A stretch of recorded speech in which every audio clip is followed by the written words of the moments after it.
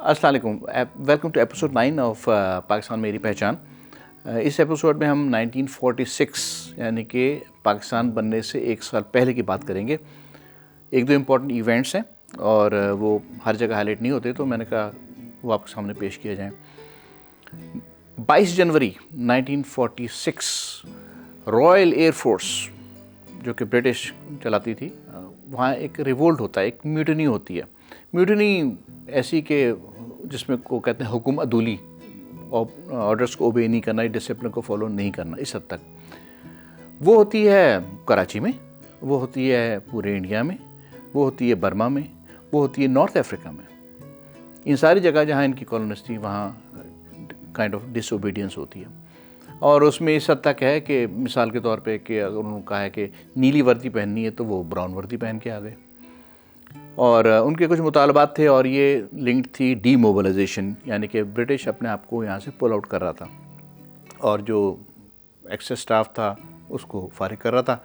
तो इस बिना पर ये चीज़ हुई थी। लेकिन ये बन गई प्रेसिडेंस ऑफ रॉयल नेवी की जो म्यूटनी उसके बाद हुई। दैट वाज इन 18th फरवरी 1946। ये ज़रा एक बड़ा वाक़या है। इसमें कोई 20 सोल्जर्स जो जिनकी उम्र 17 से 24 साल, सोल्जर से मैं गलत कह गया, लेकिन सेलर्स हैं जो जहाज़ चलाते हैं, पानी का जहाज़। उनमें उन्होंने ये हुकूमतूली वाला काम किया और ये चीज़ इतनी पॉपुलर हुई कि वो जितनी और कॉलोनीज़ थी उसमें फैल गई और कोई 74 शिप्स जो हैं वो नाकारा हो गए। सेलर ने चलाना है, ड्राइवर ने गाड़ी चलानी है, सेलर ने एक जहाज़ चलाना है, तो जब वो आपका हुक्म नहीं मानेगा तो चीज़ें पैरालाइज हो जाती हैं।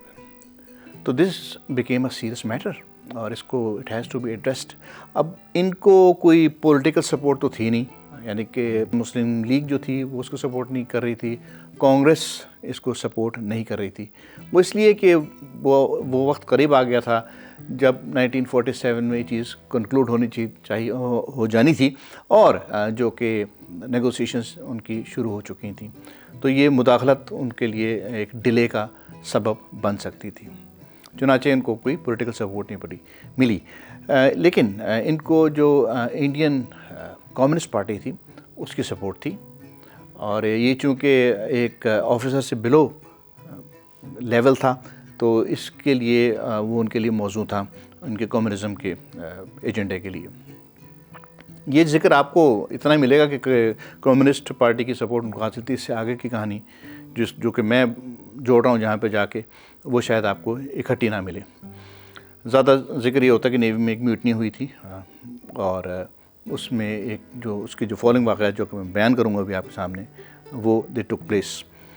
तो गोइंग बैक जहाँ से हम डिवेट कर गए, तो 74 शिप्स जो हैं वो इनकी डीमोबिलाइज हो गई और एक जो सिचुएशन क्रिएट हो गई, इसको एड्रेस करना था। उनकी डिमांड्स थी कुछ। उनका कहना था कि भाई हमारे साथ रेशियल डिस्क्रिमिनेशन होती है, जिस तरह के जो रेशियल डिस्क्रिमिनेशन मुराद को वाइट और नॉन वाइट वाली डिस्क्रिमिनेशन होती है, हमें उस तरह खाने को नहीं मिलता जो कि गोरे अफसरान या कोई सिपाही होगा, उस तरह हमें खाने को नहीं मिलता, उस तरह की हमारी तनख्वाहें नहीं हैं। तो इन चीज़ों को जो है हटाया जाए। और इंडोनेशिया में जो सब कॉन्टिनेंट के जो फोर्स है उसको लड़ने के लिए भेजा हुआ है, तो वो हमें क्यों इस्तेमाल किया जा रहा है जबकि वो ख़ुद आज़ादी के लिए जो हैं वो कोशिशें कर रहे हैं। ये डिमांड्स थी उनकी। ये चीज़ें यहाँ के नहीं रुकी। उसके बाद उन्होंने आर्मी की फ़ोर्स इस्तेमाल की, जिसमें उन्होंने बलोच लोगों को इस्तेमाल किया। वो नहीं चले, उन्होंने मना कर दिया गोली चलाने से। फिर उन्होंने गुरकों को बुलाया कि वो शायद गोली चला सकें, उन्होंने मना कर दिया। फिर उनको आखिरकार अपने जैसे गोरों को ला के वो जो फोर्स उनकी थी उसके उन्होंने गोली चलाई और 6 अफराद जो है दे डाइड और कुछ ज़ख्मी हो गए। ये यहाँ तक नहीं रुकी। उसके बाद जो है सेलर्स जो हैं कराची में वो स्ट्रीट्स पर आ गए और उनको इतनी सपोर्ट मिली कि 3 लाख जो वर्कर्स थे उन्होंने स्ट्राइक कर दी। मिल्स, फैक्ट्रीज़, सरकारी महकमों में रेलवे, پوسٹ آفس، انہوں نے ان کو جوائن کیا. بامبے میں رائٹس بھی ہو گئے، یعنی کہ جو بھی برٹش کی پراپرٹی تھی اس کو لوٹا گیا یا اس کو جلا دیا گیا. تو حالات بگڑنے شروع ہو گئے، یعنی کہ جو ایک آرمی میں کہہ لیں، آرم فورسز میں کہہ لیں یا نیوی میں کہہ لیں، اس میں جو چیزیں تھیں وہ باہر آ گئیں، اسٹریٹس کے اوپر آ گئیں.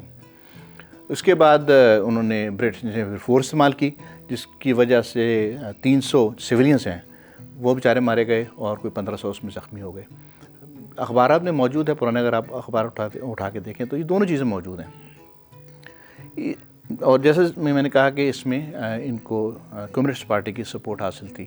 اگر آپ کمیونسٹ والوں کا اس سے متعلق مٹیریل دیکھیں گے تو ان کا تو وہ ڈریم کم ٹرو والی ہو رہی تھی بات کہ وہ رشینز آ جائیں گے اور چیزیں ان کی اس ڈائریکشن میں چلی جائیں گی. اور وہی خوف تھا ان برٹشرز کو کہ ایسا نہ ہو. اور آل along یعنی کہ جب سے وہ یہاں پہ قابض ہوئے تھے ان کو یہ کولڈ وار کی شکل میں یہ خطرہ ان کو لاحق رہا تھا.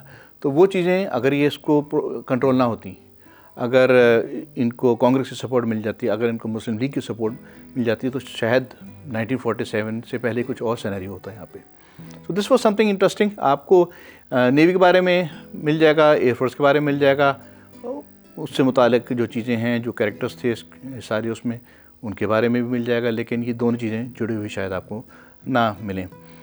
یہ چیز ختم کیسے ہو گئی؟ کیا ان کی ڈیمانڈز مان لی گئیں؟ نہیں، ان کو یہ نہیں لکھا کہ کس طرح منا لیا گیا، لیکن جو اس کی کمیٹی بنی تھی، جو سینٹرل اسٹرائک کمیٹی تھی، ان کو کسی طرح توڑ لیا گیا اور یہ چیز جو ہے فیبرری 25 1946 کو ختم ہو گئی.